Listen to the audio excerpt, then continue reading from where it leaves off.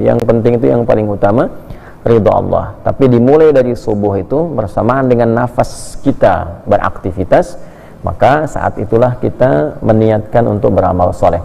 Ya, was-subhi idza tanaffas, dan demi waktu subuh segala aktivitas itu dimulai. Ya, ini tumbuhan saja sudah beramal soleh. Kita keluar sudah menghisap oksigen.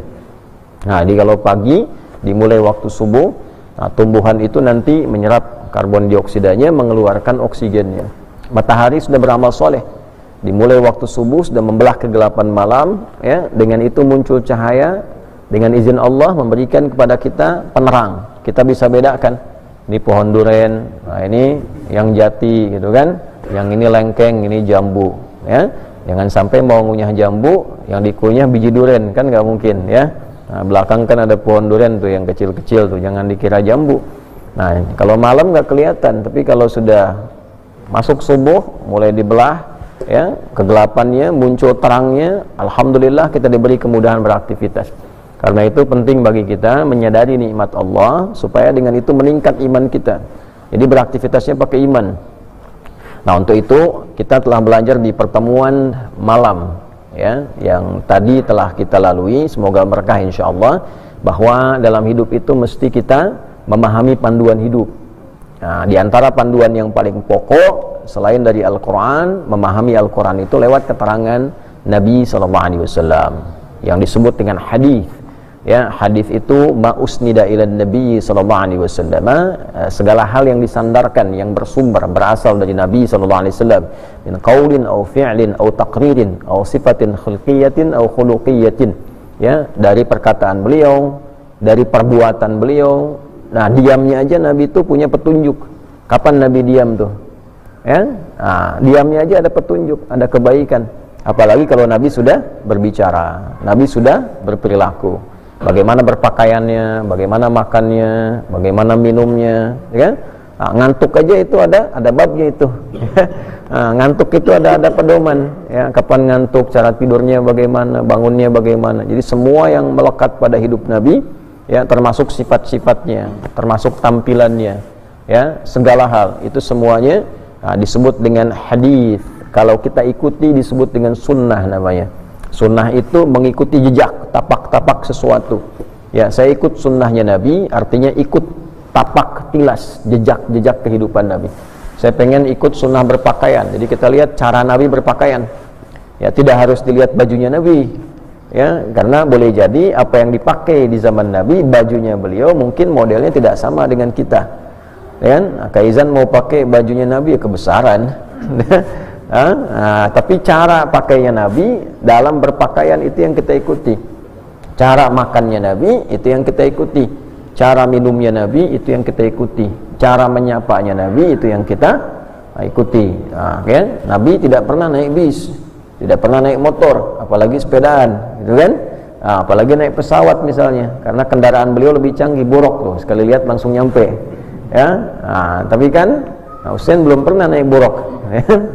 Ya, cuma yang diajarkan cara berkendaraannya. Nah, itulah indahnya Islam. Kendaraannya tidak didetilkan, tidak dijelaskan mesti ini, mesti itu. Tapi sunnah cara berkendaraan itu yang dipandu. Nah, dari semua penjelasan ini tadi malam telah kita simpulkan ada 40 hadis pokok yang kalau bisa dihimpun 40 itu faqih, nanti bisa jadi orang faqih betulan. Nah, ini faqih namanya sekarang ya. Nah, kalau mau faqih betulan 40 hadis ini nih. Ya, nggak ada di atas torik, sini nih belajarnya nih ya. Kita bacakan satu-satu. Jadi kalau kita hafal 40 ini, belajar dengan benar, insya Allah mudah jadi ulama dan dibangkitkan dalam kalangan ulama dan fuqaha. Ya, Ali, awas patah lehernya tuh. Ali belakang. Ali kelas berapa Ali? Berapa Ali? Kelas 4 SD yang ikut i'tikaf. Alhamdulillah, mudah-mudahan semua kita diberkahi Allah Subhanahu wa taala. Jadi teman-teman, tadi malam kita i'tikaf ya untuk membiasakan pelan-pelan latihan sebelum datang Ramadan, supaya Ramadan nanti sudah on ya, semua sudah siap. Baik, bismillahirrahmanirrahim. Untuk hadis yang pertama, ini hadis yang hampir disepakati. Sampai bunyi itu bagian operator tuh ya. Itu hadis yang disepakati oleh mayoritas para ulama ditempatkan sebagai hadis nomor 1. Nah, supaya kita bisa fokus, tolong nanti semuanya juga fokus, termasuk adminnya, operatornya, tidak perlu main-main komputer ya. Jangan diotak-atik, biarkan nanti pemirsa juga enak nyimaknya, kita juga enak kemudian belajarnya ya. Kalau nanti ada pelanggaran, kita push up tuh ya, operatornya. Kita agak santai ya di pesantren saat ini. Bismillahirrahmanirrahim. Hadis yang pertama ini sekali lagi disepakati oleh para ulama, mayoritas dari kalangan ulama-ulama ahli ilmu, para fuqaha, sebagai hadis nomor 1 terpenting. Oleh karena itu ada bahkan kalangan ulama namanya Abu Sa'id ya, Abdurrahman bin Mahdi namanya ya.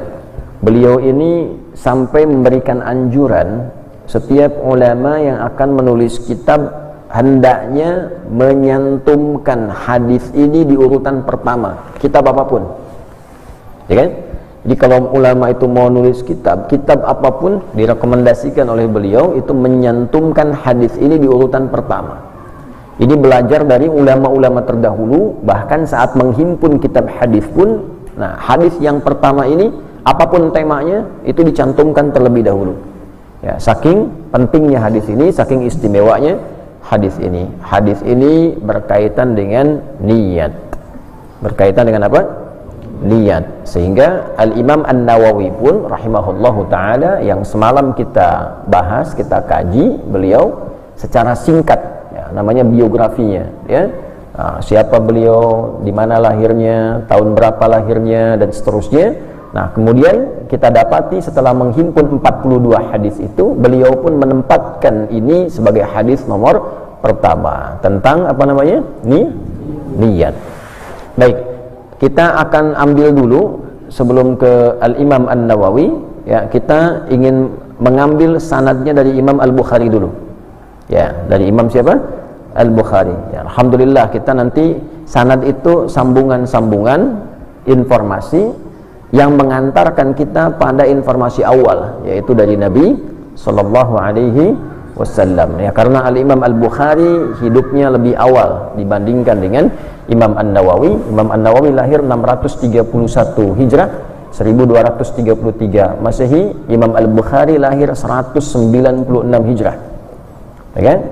Tanggal berapa? 196 Hijrah tahunnya, tanggalnya 13 Syawal ya, nanti meninggalnya 1 Syawal 256 Hijrah.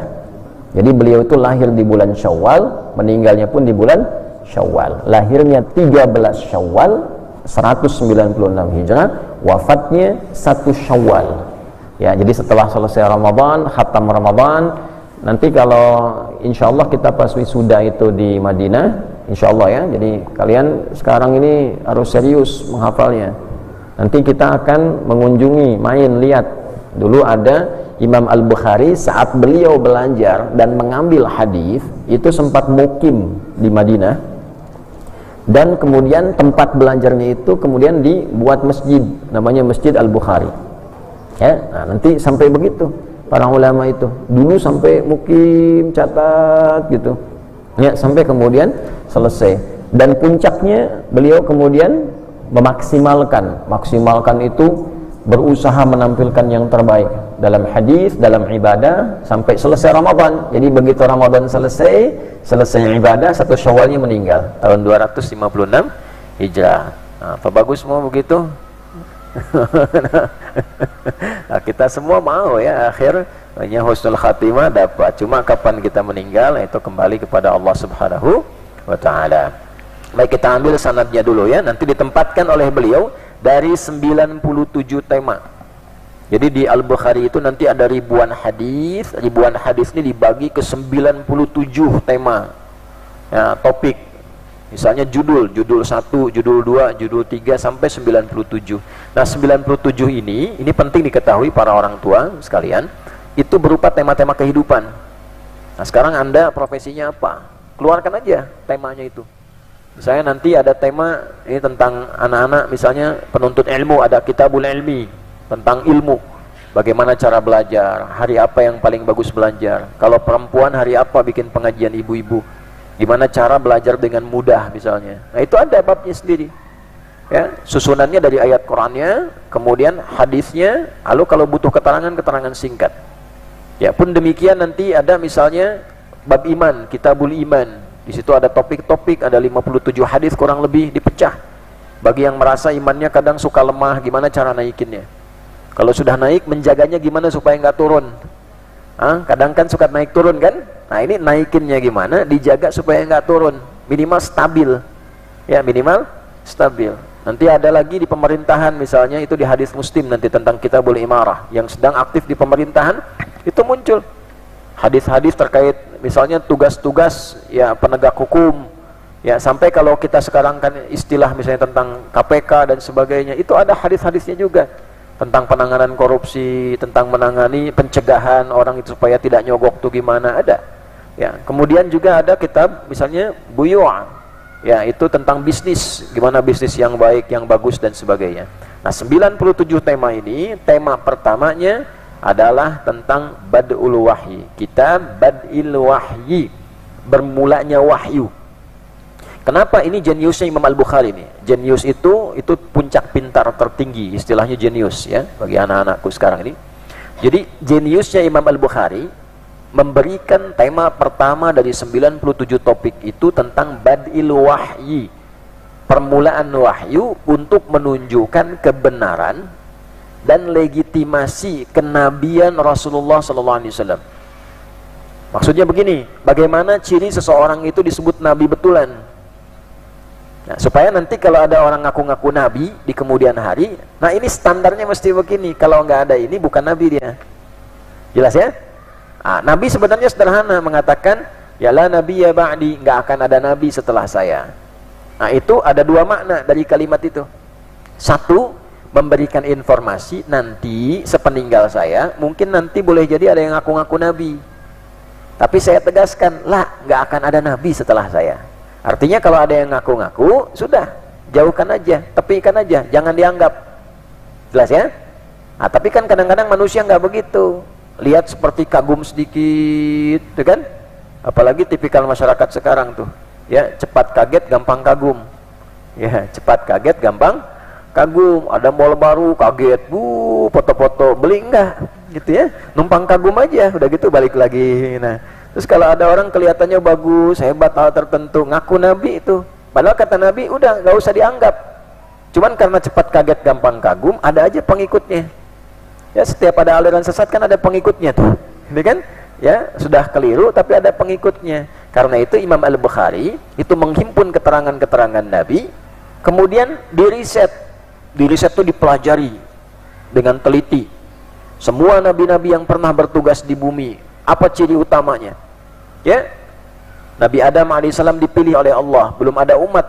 Ya, jadi belum jadi rasul, tapi jadi nabi. Innallaha astafa Adam wa Nuha wa ala Ibrahim wa ala Imran 'alal alamin. Surat apa itu? Ali Imran. Ayat berapa? 33. Gitu kan? Nah, jadi dipilih oleh Allah. Kemudian setelah itu nanti muncul rasul pertama Nabi Nuh alaihissalam, terus sampai ke Nabi Muhammad. Diamati cirinya apa aja? Ciri pertama, ciri kedua, ciri ketiga, dan seterusnya. Maka disimpulkan oleh beliau dari keterangan-keterangan ini, kemudian ayat Qur'annya apa terkait itu. Nah, ini sebagai standar dari Allah memilih Nabi itu bagaimana. Ya, dari standar ini diamati setiap Nabi, dilihat yang pernah bertugas di bumi. Maka standarnya dikeluarkan. Qala Syekhul Imamul Bukhari rahimahullahu ta'ala amin. Itu kan? Maka beliau sampaikan apa? Ya, qala Allahu jalla dzikruhu, Allah subhanahu wa ta'ala berfirman, ini dalam topik Bad'ul Wahyi. Ya, kemudian beliau menyebutkan Quran surah An-Nisa ayat 163. Ya, inna auhayna ilaika kama auhayna ila Nuhin wan nabiyyina min ba'di. Ya, inna, sungguh dengan kebesaranku, kata Allah, dengan keagunganku, auhayna ilaika, ya, aku wahyukan kepadamu Muhammad sallallahu alaihi wasallam. Jadi standar jadi nabi, jadi rasul mesti ada wahyu. Wahyunya apa? Dari Allah. Ya, standar wahyunya itu nggak bisa dibuat-buat. caranya mesti sama. Kama auhayna ila Nuh, wahyunya, metodenya, caranya, Tuhannya sama dengan Tuhannya Nuh alaihissalam. Wan nabiyina min ba'di, dan nabi-nabi, rasul-rasul setelah Nuh alaihissalam.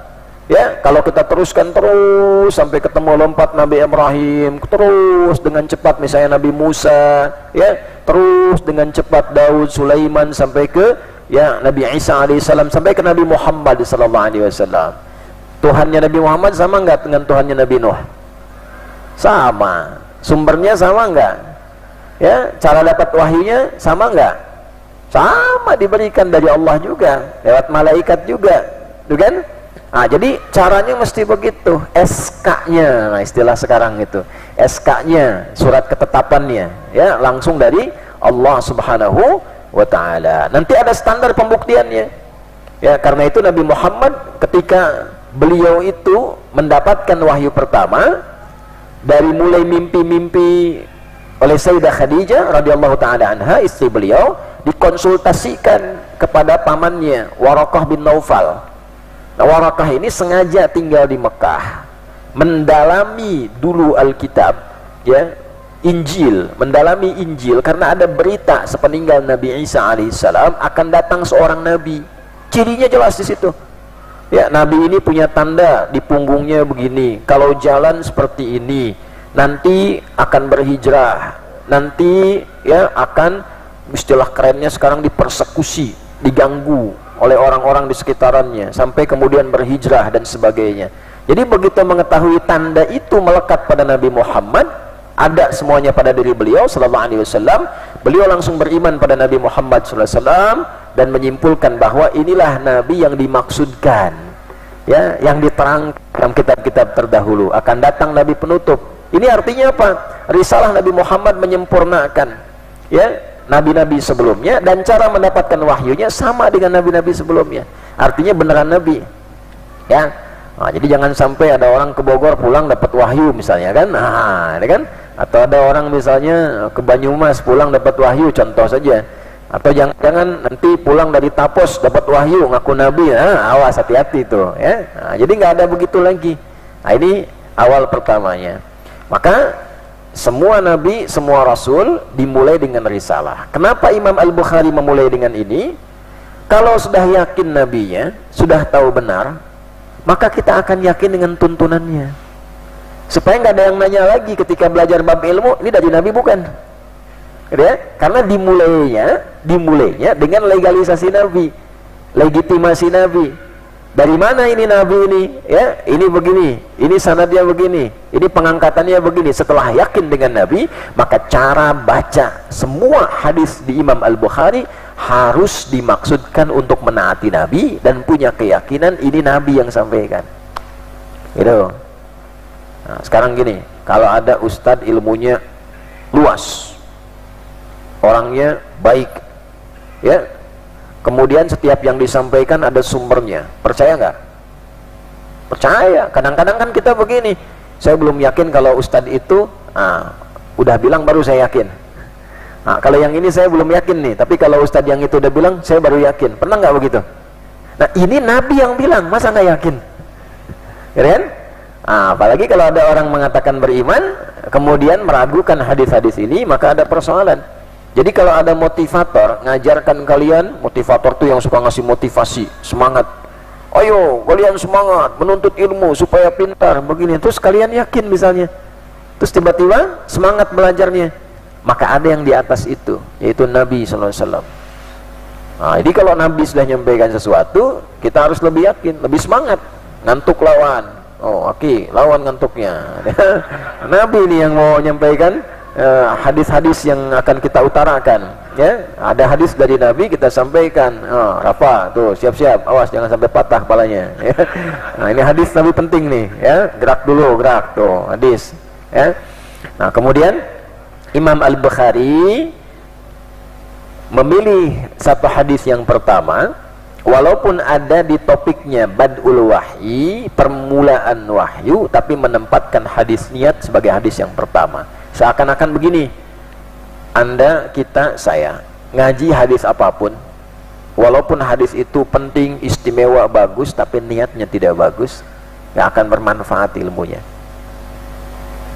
Ya, dia juga belajar kalau niatnya beda-beda, nggak akan bermanfaat. Orang ke majelis ilmu bisa beda-beda niatnya.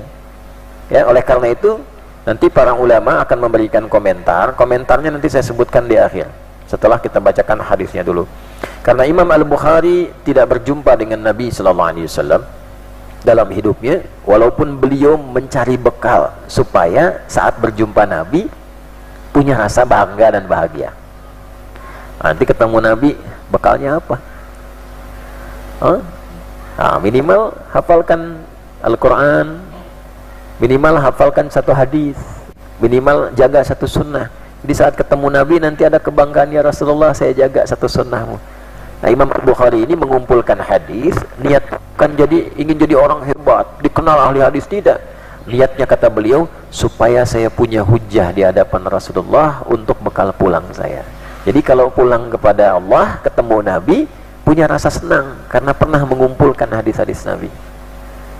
Nah, jadi ini para orang tua kalau dapat harta jangan bangga dulu. Masa mau bangga di hadapan Nabi dengan harta? Ya, korun paling banyak, tapi korun tenggelam gitu kan. Nah, kalau kedudukan jangan bangga dulu itu ya. Ya, Abu Jahal juga kedudukannya tinggi gitu, tapi tetap Abu Jahal, ya kan? Ya, terlaknat di dunia, tercela di akhirat gitu. Jadi kalau kita mau punya kebanggaan, cari yang terbaik sebelum pulang. Nah, Imam Al-Bukhari ini walaupun hidupnya tidak membersamai Nabi sallallahu alaihi wasallam karena baru lahir 196 Hijrah. Ya, Nabi itu meninggal ya di tahun ke-10 ke-11 Hijrah. Ya, jadi masuk ke tahun 11 sudah meninggal dunia, artinya 185 tahun setelah wafatnya Nabi sallallahu alaihi wasallam. Ya, baru kemudian Imam Al-Bukhari lahir. Pertanyaannya, dari mana menerima hadis ini? Ya, maka beliau mengatakan, qala al-Imam al-Hafidz Syekh Al-Bukhari, ya, wa huwa Muhammad ibnu Ismail ibnu Ibrahim ibnu Al-Mughirah ibnu Al-Bardizbah Al-Ju'fi Al-Bukhari rahimahullahu taala. Ya, qala haddatsana, kami menerima hadis ini, ya, Al-Humaidi, dari seorang bernama Al-Humaidi. Nama aslinya Abdullah bin Zubair. Qala haddatsana Sufyan, Abdullah bin Zubair menerima dari Sufyan.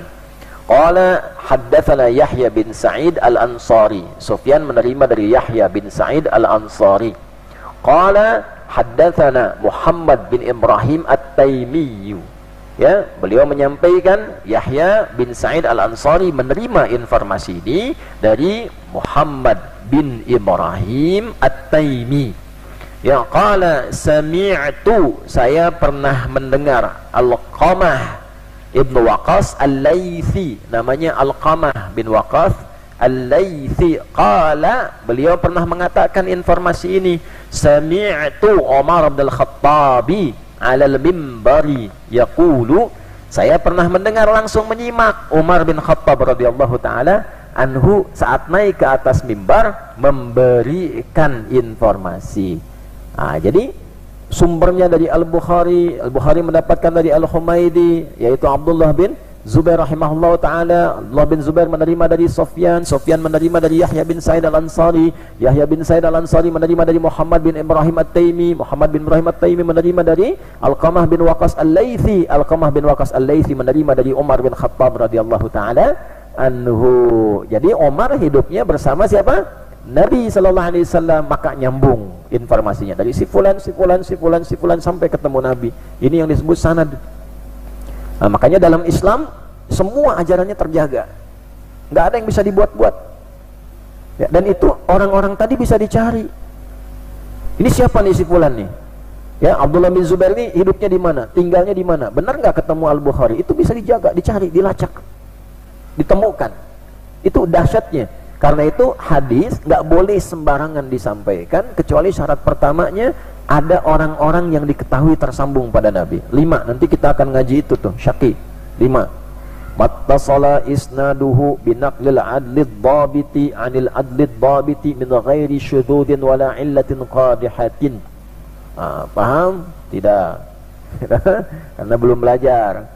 Nanti disebut hadis itu satu, mattasala isnaduhu, ada sanadnya harus nyambung semua, nggak boleh nggak ada yang hilang. Ya, kalau hilang Misalnya tengah-tengah hilang, itu mu'dal hadisnya. Ya hilang, terpotong, turun dari sahih nanti jadi dhaif. Ya, karena hilang, harus nyambung semua. Lahirnya tahun berapa, ketemu enggak, betul ketemu enggak, terus sampai ke sumber utamanya. Ya. Kemudian kalaupun ada orangnya, sifatnya bagaimana? Ternyata orangnya pelaku kriminal, enggak diterima hadisnya. Ternyata suka berbohong, ditolak hadisnya. Ternyata suka bercanda, candanya berlebihan, suka ngarang-ngarang, sehingga nggak bisa dibedakan ini hadis apa karangan, dia lagi bercanda apa serius misalnya, ya. Itu hadisnya nggak bisa diterima, disaring dulu sampai ada penguatnya. Adil.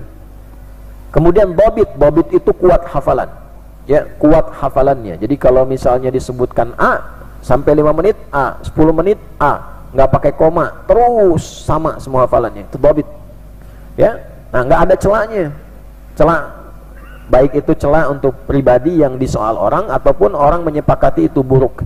Ya, misal mohon maaf, hadis diriwayatkan oleh orang fasik. Ya, fasik itu yang suka bermaksiat, orang memabuk misalnya kan, pernah nipu. Itu walaupun kalimatnya mungkin benar, tapi nggak akan diambil hadisnya, supaya tidak ada fitnah terhadap hadis Nabi. Oh pantas orang yang begini, hadisnya diriwayatkan oleh orang begini. Jelas ya? Paham? Awas, hati-hati ya, hati-hati. Setan itu wah taktiknya banyak itu ya. Dibikin kita itu nggak sadar tuh waktu mendengar hadis ya, ngantuk, ditarik tuh kayak main layangan setan tuh ya.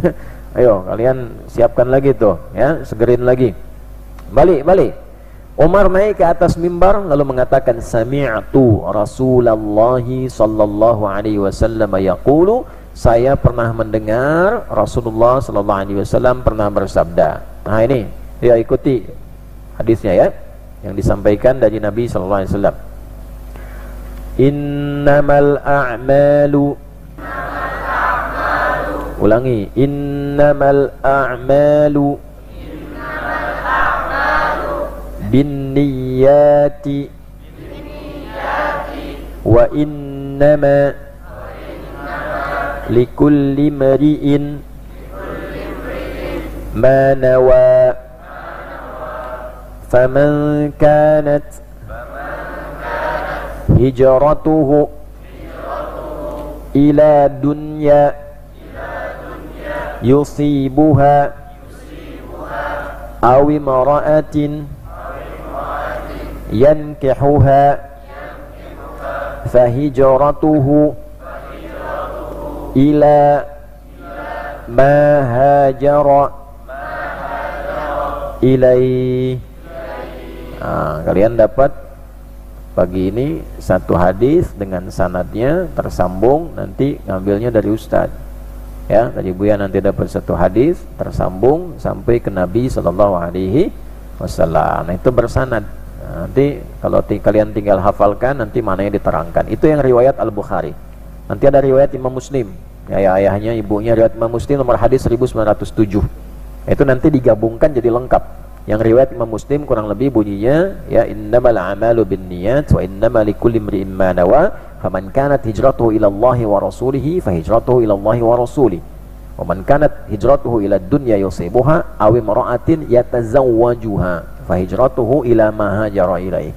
Maka digabungkan riwayat ini, Imam Muslim itu muridnya Imam Al-Bukhari, digabungkan jadi satu kesatuan ya. Baik, yuk kita bahas dulu pelan-pelan hadis ini, kita fokuskan dulu karena ini nanti jadi hadis diantara yang terpenting. Para ulama menyebut hadis ini hadis sepertiganya ilmu ya, dan ada yang menyebut sepertiganya pokok ajaran agama. Jadi kalau kalian ingin menguasai ilmu apapun, nah ini kuasai hadis ini satu dulu nih, kalian dapat sepertiga ilmu ya. Sepertiga itu berapa persen? 33,333% gitu kan. Jadi kalau kalian hafal hadis ini bisa mengamalkan sebelum belajar, maka ilmu itu 33%-nya kita sudah hafal ya.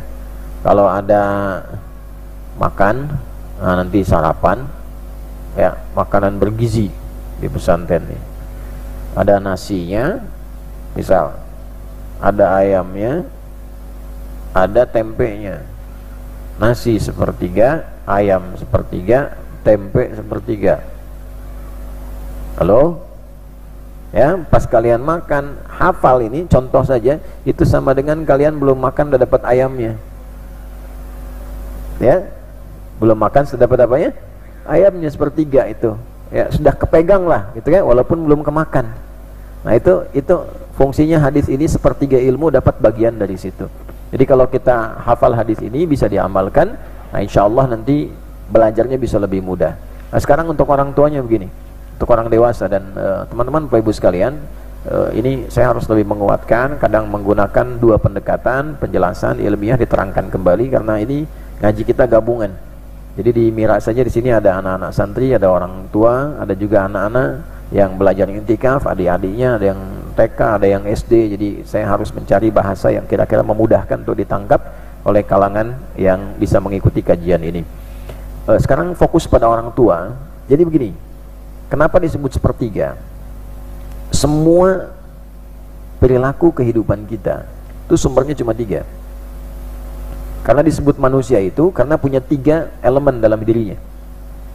Satu, itu rohnya, baik ya. Yang kedua akalnya, yang ketiga itu fisiknya, jawarih, ya, bodinya dari ujung kepala sampai ujung kaki.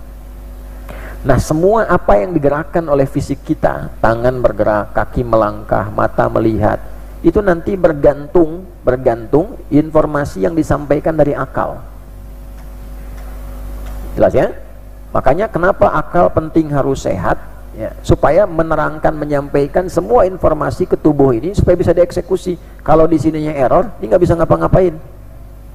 Misal di sininya error nih, di akalnya itu, nanti bisa ngobrol sendiri, padahal nggak ada orang,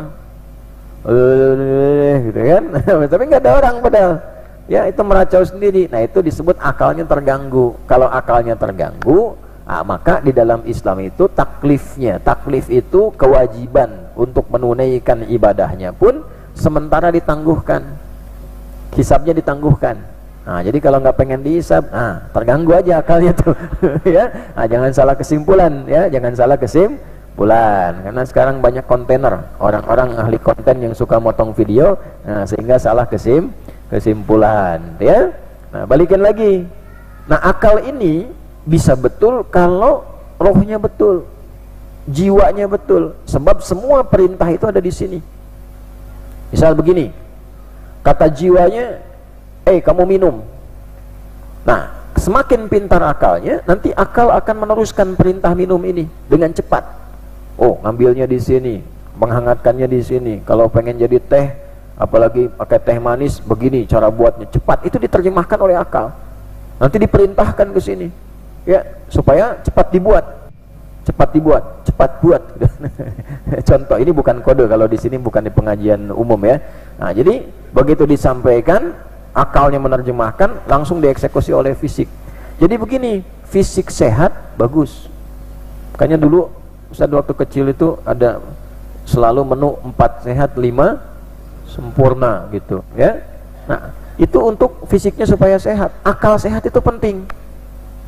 Nah, karena itu makanan penting, makanan tuh, mumpung ada di Banten tuh ikan bagus itu, protein itu, ya, supaya ya terbantu, fisiknya bagus, akalnya sehat. Supaya akalnya sehat, banyak baca tuh, banyak belajar. Tapi akal sehat saja nggak cukup, ya, akal sehat nggak cukup, harus dibentuk juga jiwa yang sehat. Sebab kalau akalnya sehat, jiwanya tidak sehat, hatinya tidak sehat, niatnya tidak akan sehat. Oleh karena itu banyak orang pintar, akalnya itu pintar, sehat akalnya, cuma karena jiwanya tidak sehat, maka akal dipandu oleh nafsunya, dipandu oleh jiwa yang rusak. Ya, perintahnya dari mana? Bukan dari akal. Akal itu kalau bahasa kerennya itu mengkonstruksikan perintah dari jiwa. Bisa kata jiwanya korupsi, maka semakin pintar akalnya, semakin pintar mengemas caranya. Cara korupsinya itu jadi pintar. Kodenya makin canggih gitu kan. Ya, pengajian akan dibuka, ustadznya sudah datang.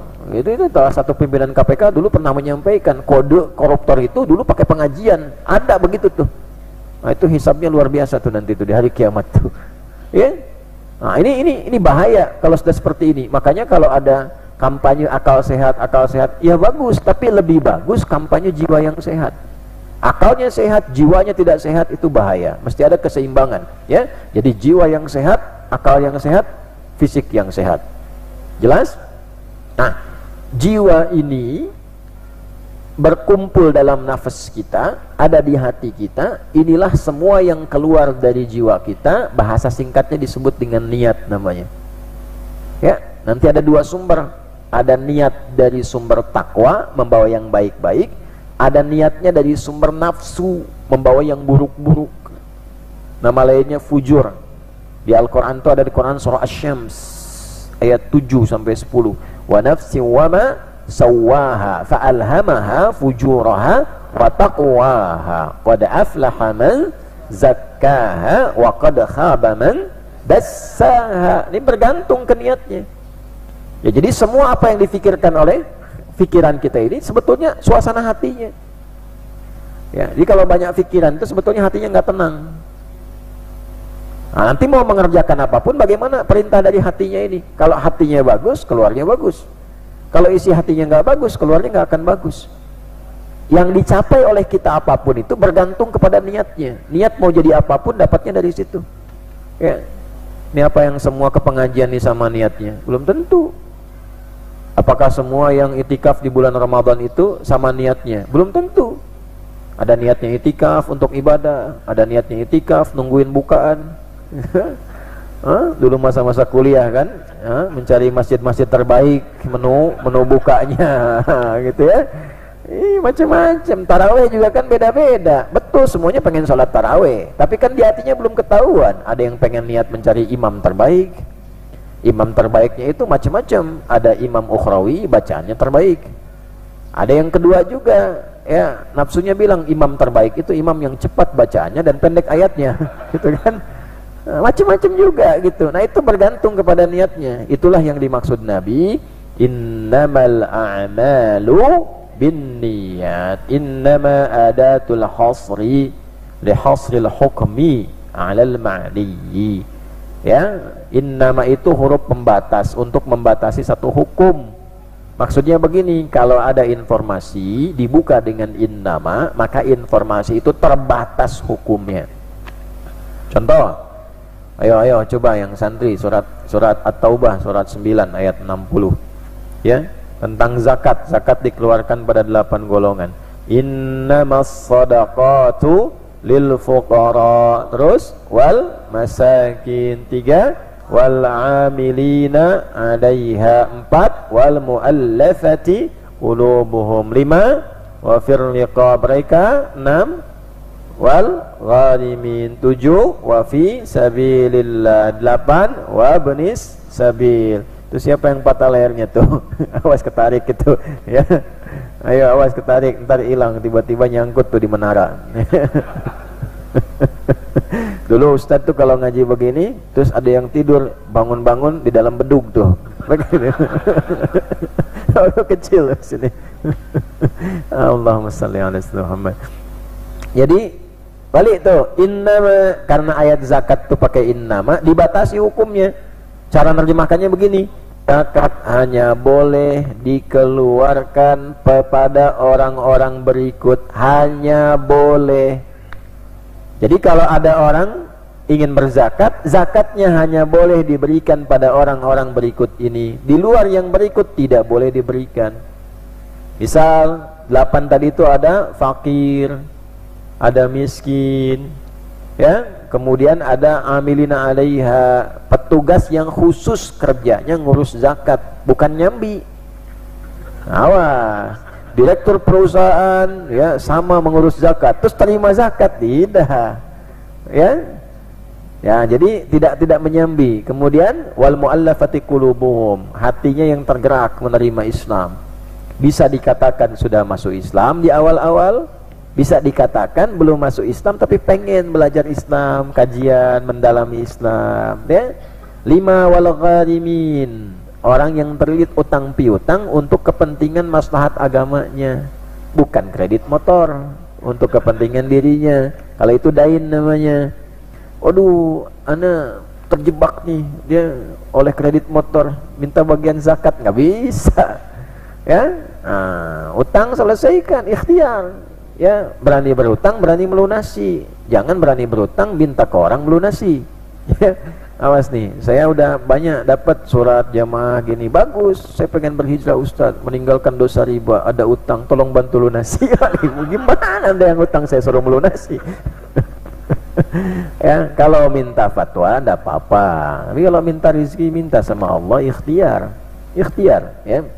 Ini kadang unik-unik enggak apa-apa begitu. Tapi disesuaikan, ya. Nah, ini misalnya pernah punya kelapangan rezeki, bantu bangun madrasah, usaha macet, habis sampai untuk di rumah pun kurang. Nah, sementara bangun madrasahnya sedang berkembang, ada utang minjem belum dilunasi. Nah, itu boleh, ya, mendapat 1/8 dari bagian zakat. Wa fir riqab, membebaskan orang-orang yang terkungkung. Dulu ada perbudakan, zakat turun untuk membebaskan dari perbudakan. Oh, jadi sebelum di Eropa itu ada deklarasi anti perbudakan, kita udah lebih dulu. Zakat itu salah satu risalahnya membebaskan perbudakan. Ya, jadi walaupun perbudakan sudah tidak ada, ayatnya ada untuk menerangkan Islam datang membebaskan perbudakan.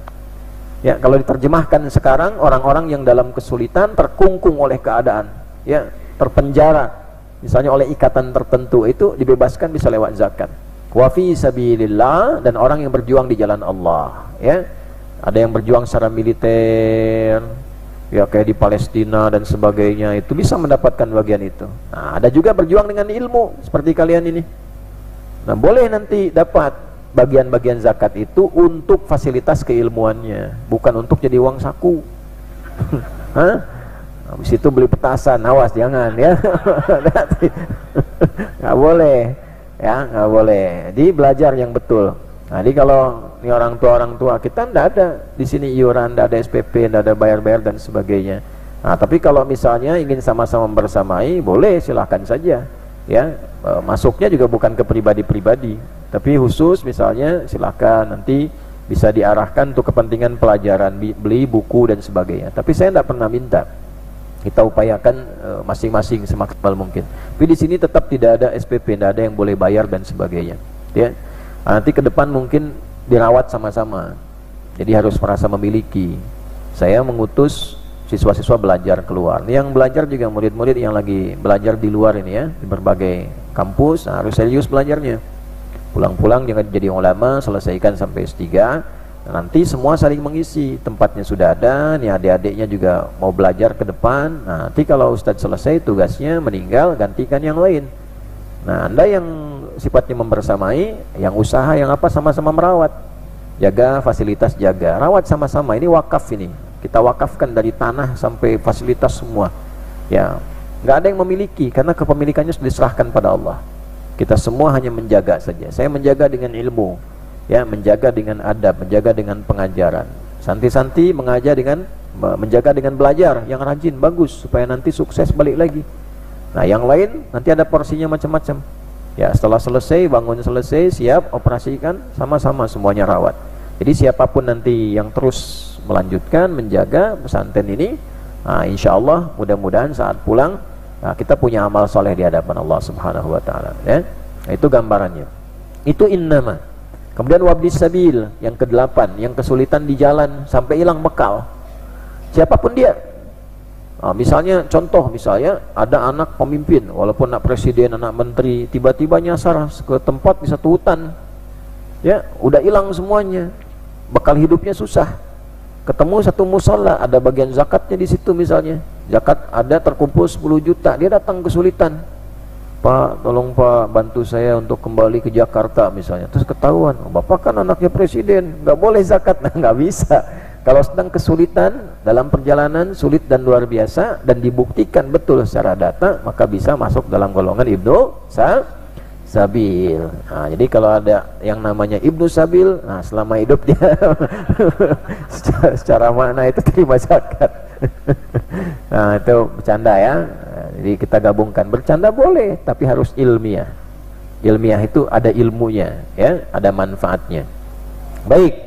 Innamal a'malu, dengan rumus yang sama, semua pekerjaan kita hanya akan sukses, hanya akan berhasil, hanya akan dihisab oleh Allah bin niyat, berdasarkan niatnya. Oh, ini mau belajar ke sini, mau belajar apa mau numpang main? Kalau main dapat mainnya, kalau mau belajar dapat belajarnya. Ya, kalau menghafal Qur'annya niatnya betul, dapat Qur'annya. Kalau cuman mengisi waktu, dapat waktunya. Hilang hafalannya, waktunya dapat.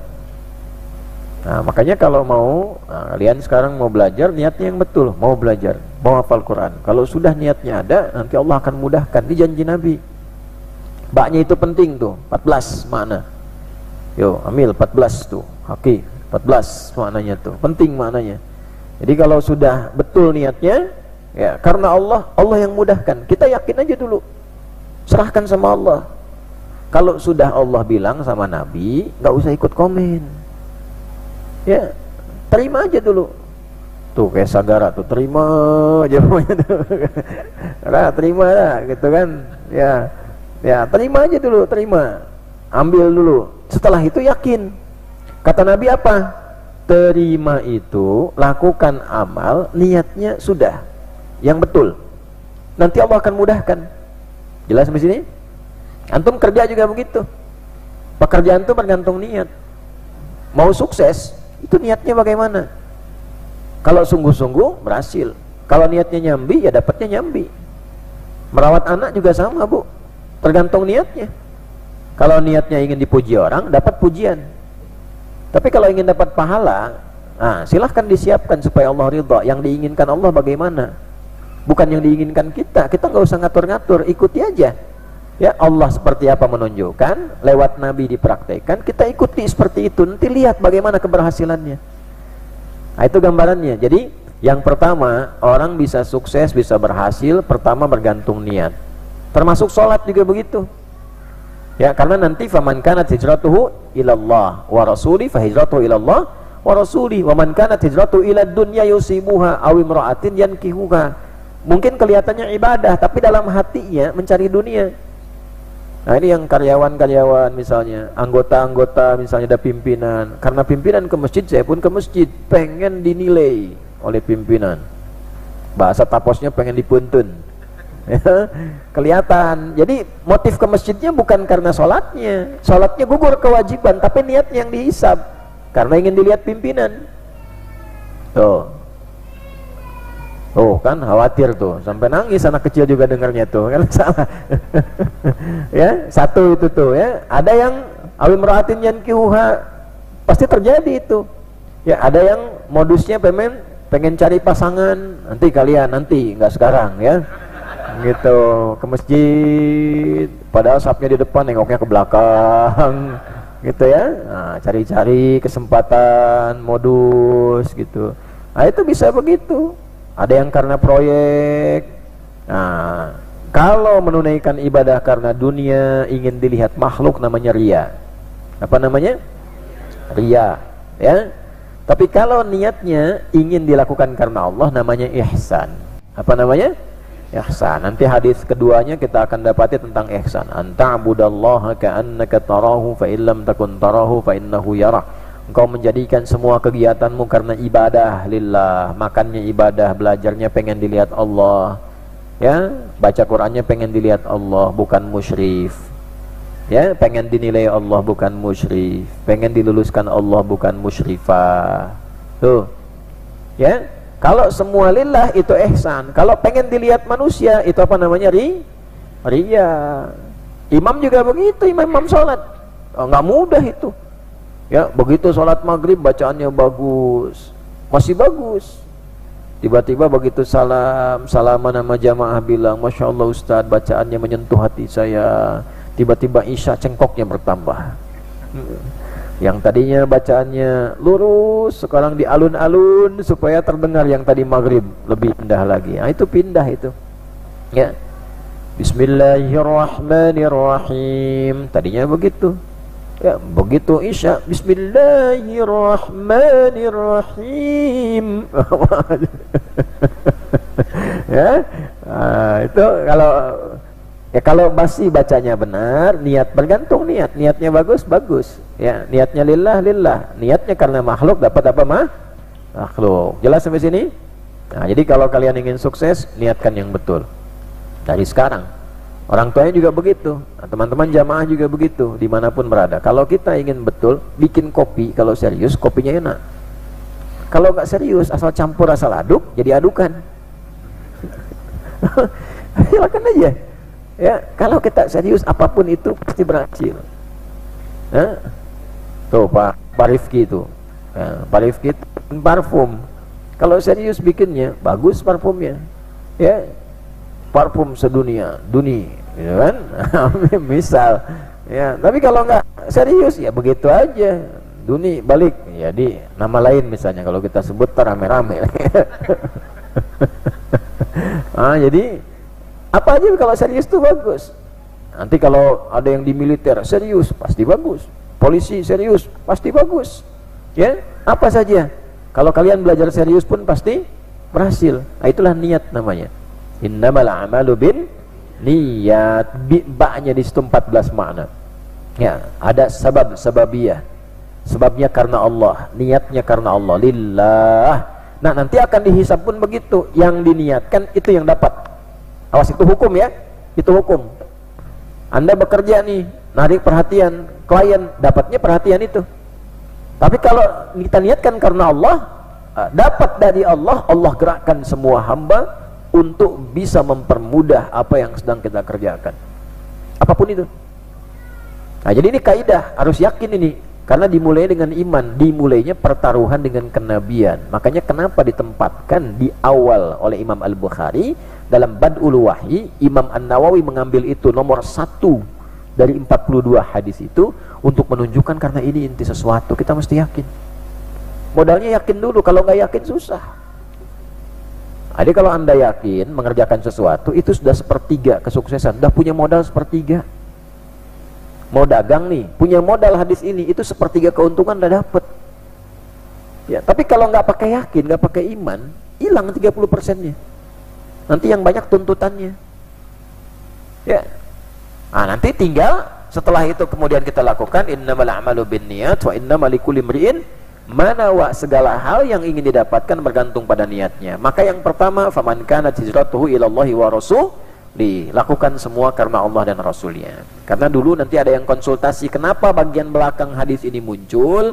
Ada seorang sahabat konsultasi, dia mau hijrah ke Madinah tapi naksir sama seorang perempuan waktu itu, ya kan? Namanya Ummul Qais.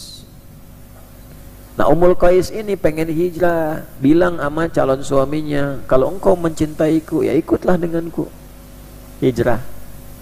Maka ikutlah dia hijrah. Awalnya motivasi hijrahnya karena mengejar Ummul Qais. Ya, karena dia hijrah, ikut hijrah. Sama kayak bapak itu dulu tuh, ayah kalian tuh sebelum nikah. Ibunya ke kampus A, ikut ke kampus itu, gitu kan?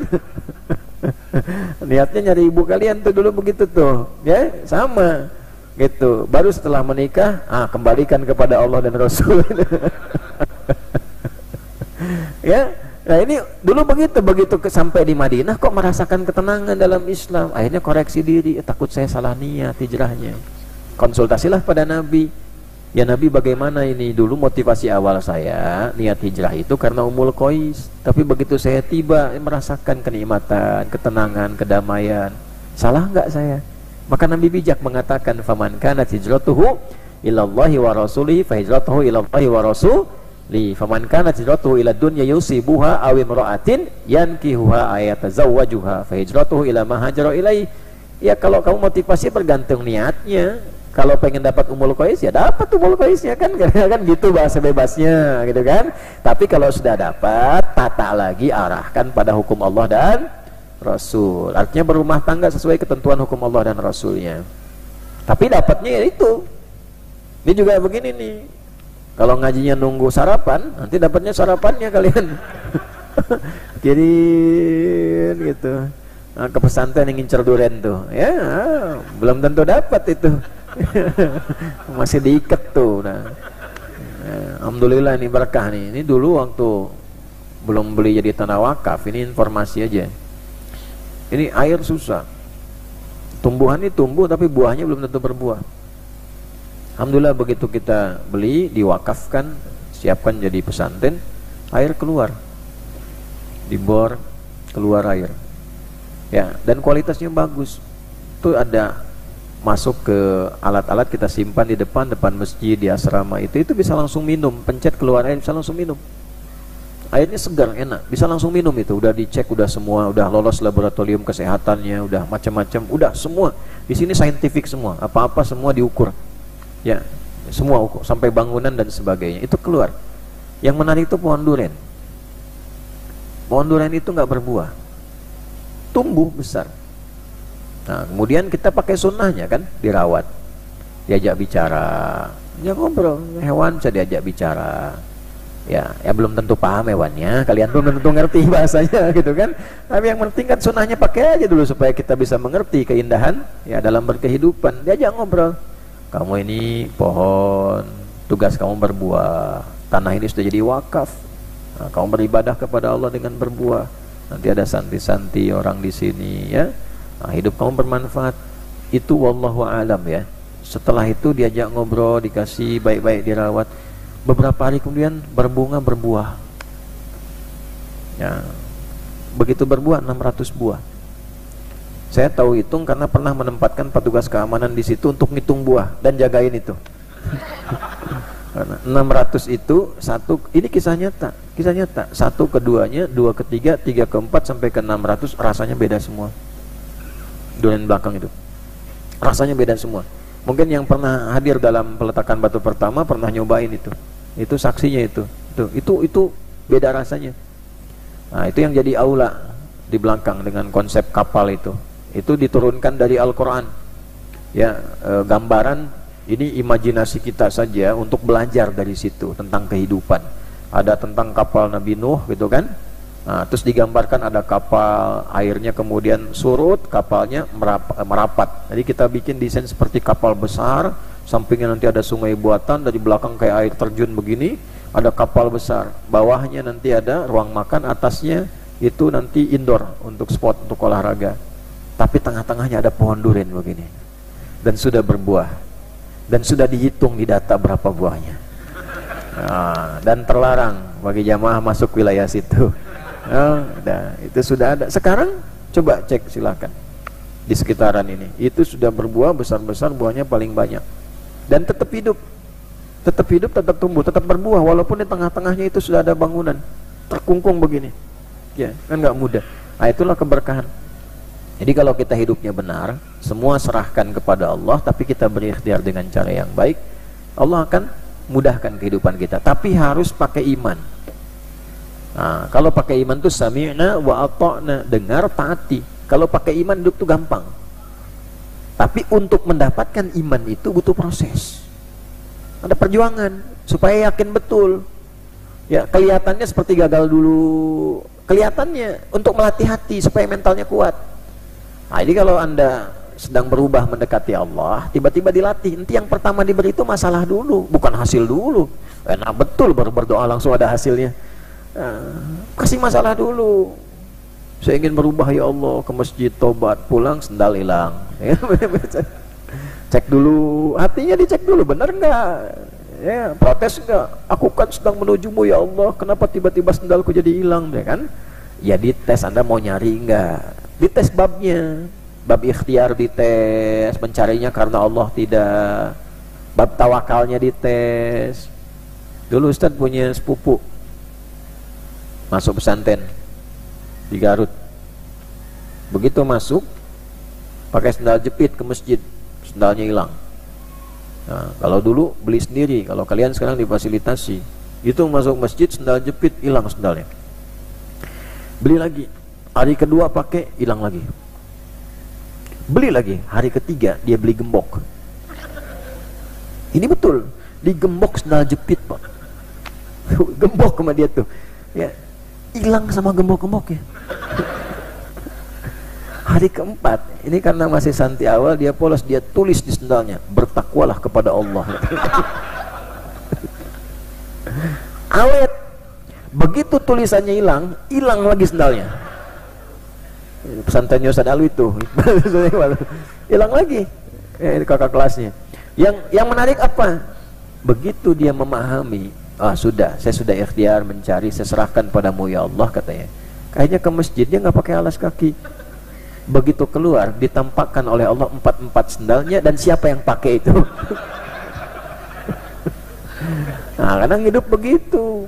Kita nyari kemana-mana, tiba-tiba proyek kita adanya dekat rumah, dekat kantor. Yang dilatih mudah bagi Allah, nunjukin langsung nih depan proyek, mudah. Tapi kan ngelatih niat dulu. Doa, kalau nggak gitu kan dipaksa begitu nggak tahajud, ya kan? Kalau nggak dipaksa begitu kan tidak puasa, tidak baca Quran. Tapi kan pertanyaannya, apa harus selalu dengan musibah baca Quran? Hah? Musibah baru baca Quran? Ya Allah, aku sudah baca Quran, baru alif lam mim. Hah? Nah, itu poinnya ya. Jadi diusahakan seperti itu. Kalau sudah kita dengan iman, yakin, serahkan pada Allah, tapi cara menyerahkannya itu dengan ikhtiar sesuai sistem yang Allah telah terapkan. Makanya hadis pertama ini memperbaiki hati dulu. Nanti setelah memperbaiki hati baru kefikiran, supaya mikirnya enak. Nyambung, semua nyambung tuh di Islam itu. Sepertiganya perbaiki hati. Kalau hati sudah bagus, ya hatinya jernih, bening, bagus, lillah. Ini mesti dilatih. Ya, latihannya bagaimana? Ibadah, sholat, supaya itu melatih hati supaya bersih. Baca Quran yang betul, hatinya bersih. Jadi kalau orang rajin sholat tapi hatinya nggak bersih, pasti ada yang salah dalam sholatnya. Karena sholat itu membentuk kebersihan hati supaya mencegah perbuatan keji dan mungkar. Inna sholata tanha 'anil fahsya wal mungkar. Jadi kalau ilmunya bisa pinter, jadi kalau kelihatan sholat ilmunya pintar tapi hatinya nggak bersih, pasti ada yang nggak tepat itu. Sepertiga ilmunya hilang. Kalau sepertiga ilmu hilang, hatinya nggak bersih, adabnya hilang. Nah itulah kalau orang banyak belajar tapi senang bertengkar, itu hatinya kurang bersih. Ya, kalau bersih itu bijak, dia akan lihat, oh ini begini. Kalau kurang paham, dipahamkan. Kalau kurang mengerti, dibuat mengerti. Diambil jalurnya. Nah, maka Nabi mengajarkan itu disebut dengan hikmah namanya. Puncak ilmu itu kebersihan hati. Nah, jadi ilmunya bagus, hatinya bersih, maka jadi cahaya ilmunya. Al ilmu nurun. Jadi cahaya sampainya ke sini, bukan ke sini. Sampainya ke sini, ke jiwa. Kalau sudah bersih ke hatinya, dibimbinglah pikirannya. Maka hadis-hadis berikutnya tentang pikiran, tentang ilmu. Makanya orang-orang dulu kalau ingin pintar, itu belajar membersihkan hati dulu. Dengan cara apa? Nanti ikhtiarnya dengan ibadah. Sholat diperbaiki. Dari kecil, kenapa 7 tahun tuh mulai ketat sholat? 4 tahun, 5 tahun gak apa-apa. Senang lihat, lari-lari di belakang orang sholat. Kan naik ke pundak ayahnya, bukan ayah orang lain. Jadi kalau Anda bawa anak-anak, bisa ngikut, bercanda, misalnya nggak apa-apa, tapi bercandanya dibatasin di ruangan Anda, di situ. Nah, jadi jangan sampai jadi dalih begini. Nabi aja cucunya kan naik ke pundaknya waktu sholat, tapi kan pundak Nabi, Cepi. Cepi itu singkatan cepat pikirkan, gitu ya. Cepat pikirkan. Naiknya kan ke pundak Abu Bakar, ya. Pernah nggak lihat Hasan Husain naik ke pundaknya Abu Bakar, pundaknya Umar? Ya, kan taunya kan di dalam sejarah pundaknya siapa? Nabi Sallallahu Alaihi Wasallam. Naik ke punggungnya, main-main, nggak apa-apa, makanya dibatasi. Jangan kita sholat, anak keluyuran, gigit anak orang lain misalnya, berantem di belakang dan sebagainya. Nah, itulah yang dikondisikan, dijaga. Ajarkan ada masjid terlebih dahulu. Paham sampai sini? Nah, tapi jangan dibatasi masjid dari anak-anak. Kalau sudah nggak ada anak-anak, oh itu bukan masjid yang ideal lah ya. Anak-anak nggak apa-apa, supaya mereka di generasi ke depan. Jadi anak-anak itu belajarnya dari lihatnya pertama kali, dari dengarnya, itu nanti akan ditiru. Belajar bertahap itu. Tuh, ambil waktu kecil tuh ya, bawa ke Al-Azhar itu, begitu ada orang adzan liatin begitu. Mama senang tuh ya. Argi begitu tuh. Ini Syaki nih, Ustaz tahu kecilnya nih, biar tahu kecilnya tuh. Depan rumah bawa mushaf tuh, TK nggak mau masuk tuh kalau bukan bacaan Quran tuh. Ya, samping rumah Pak TB baca-baca begini tuh. Ya, alhamdulillah. Nah, sekarang semangat kan? Semangat sekarang. Nah, ke bawah gitu ya. Usen tuh. Tahu Bu ya kecilnya itu ya. Wah, keliling ke laguan cari kolam renang. Nah, sekarang kan udah bisa di sini tuh. Mana semangat kita ya. Nah, semua harus punya masa kecil. Harus punya supaya nanti dewasa bisa cerita. Jadi pengalaman, bisa kuat, bisa hebat. Tapi, nah kalau sudah kita bisa tahu, mengerti, nah kita arahkan supaya lebih baik.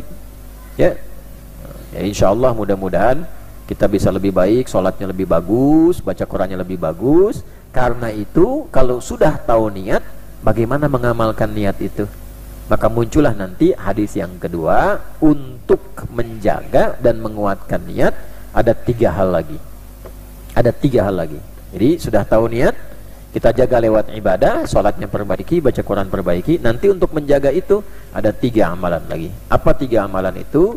Seperti apa kita kemudian bisa membahasnya? Kita belajar mengamalkan dulu hadis pertama.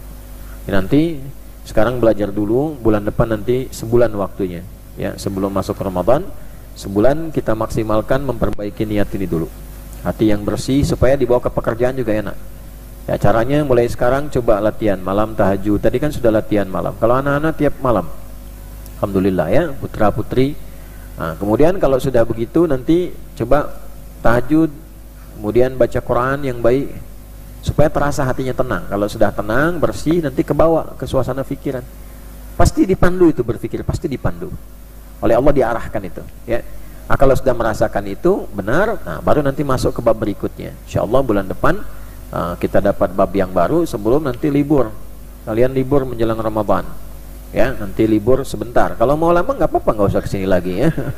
Nah, libur nanti di rumah sampai awal Ramadan, nanti kembali ke Ramadan lagi. Nanti siang akan diumumkan termasuk programnya nanti saat Ramadan, seperti apa program terbatasnya ya. Nah, ini dulu yang kita kaji, kita bacakan. Sekarang sebelum kita akhiri, kita biasa rutinitas kita untuk membaca zikir pagi ya, pagi petang. Ayo pagi kita baca zikir pagi dulu ya.